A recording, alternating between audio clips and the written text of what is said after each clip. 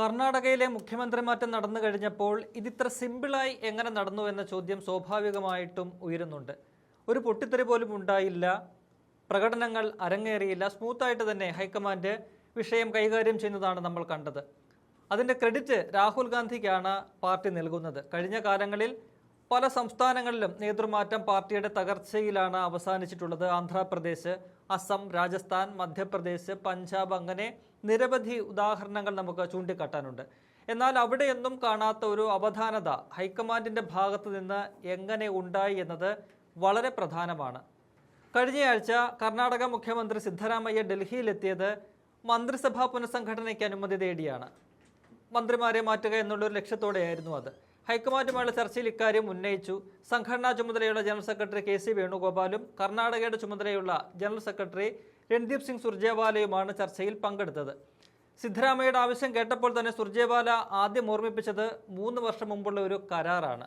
2.5 വർഷം വീതം മുഖ്യമന്ത്രി പദം വീതം വയ്ക്കാമെന്ന് ഉറപ്പ് പാലിക്കണമെന്നാണ് സുർജേവാല പറഞ്ഞത്. എന്നാൽ അങ്ങനെ ഒരു കരാറേ ഇല്ലെന്നായി സിദ്ധരാമയ്യ. മാത്രവുമല്ല, മറ്റൊരു കാര്യം കൂടി അദ്ദേഹം ചൂണ്ടിക്കാട്ടി. ശിവകുമാർ മന്ത്രിസഭയിൽ നിന്ന് മാറി നിന്നാൽ മാത്രമേ താൻ 2.5 വർഷത്തിന് ശേഷം മുഖ്യമന്ത്രി പദം ഒഴിയൂ എന്നാണ് പറഞ്ഞിരുന്നത്. എന്നാൽ ഉപമുഖ്യമന്ത്രിയായി തന്നെ ശിവകുമാർ തൻ്റെ മന്ത്രിസഭയിൽ വന്നു. അപ്പോൾ 5 വർഷവും തനിക്ക് തന്നെ മുഖ്യമന്ത്രി പദം എന്നല്ലേ അതിനർത്ഥം എന്നാണ് സിദ്ധരാമയ്യ തിരിച്ചു ചോദിച്ചത്. പക്ഷേ സുർജേവാല മുഖ്യമന്ത്രി പദം വീതം വയ്ക്കുന്നത് സംബന്ധിച്ച് പേപ്പറിൽ എഴുതി ഹൈക്കമാൻഡ് 2 പേരുടെയും ഒപ്പ് വാങ്ങിയിട്ടുണ്ട് എന്ന് പറഞ്ഞു. അങ്ങനെ ഉണ്ടായിട്ടേ ഇല്ലെന്നായിരുന്നു സിദ്ധുവിൻ്റെ അപ്പോഴുമുള്ള മറുപടി. അല്ല, അങ്ങനെയുണ്ട് എന്ന് കെ സി വേണുഗോപാൽ കൂടി ചർച്ചയ്ക്കിടയിൽ കയറി പറഞ്ഞതോടെ സിദ്ധരാമയ്യ ഞെട്ടി എന്ന് മാത്രമല്ല, ഹൈക്കമാൻഡ് തന്നെ ഇക്കാര്യത്തിൽ കൈവിട്ടു എന്ന കാര്യവും അദ്ദേഹത്തിന് ബോധ്യമായി. കാരണം രാഹുൽ ഗാന്ധിയുടെ മനസ്സിലിരിപ്പാണ് വേണുഗോപാൽ പറയുന്നത്.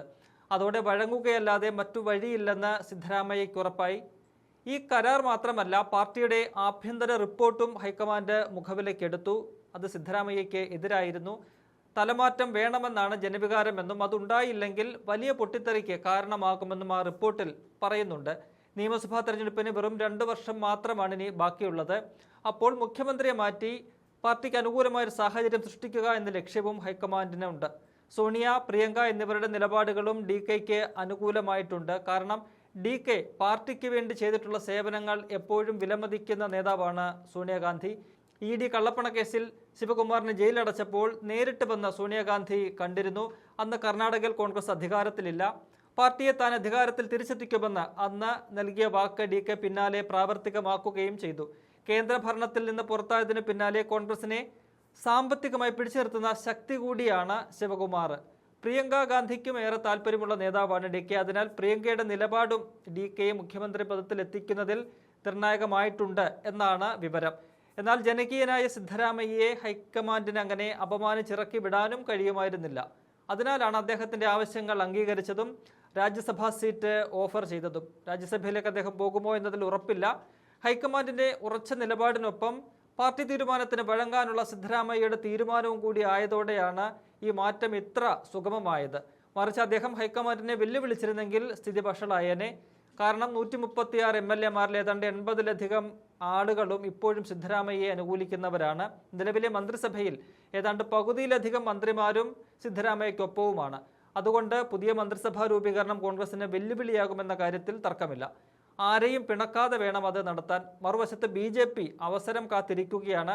എന്തെങ്കിലും ഭിന്നത പാർട്ടിയിൽ ഉണ്ടായാൽ അത് മുതലാക്കാനുള്ള നീക്കം BJPയിലുണ്ട്. അതിൻ്റെ ഭാഗമായിട്ടായിരുന്നു കഴിഞ്ഞ ദിവസം ഗവർണറെ മാറ്റി നിർത്തിയത്.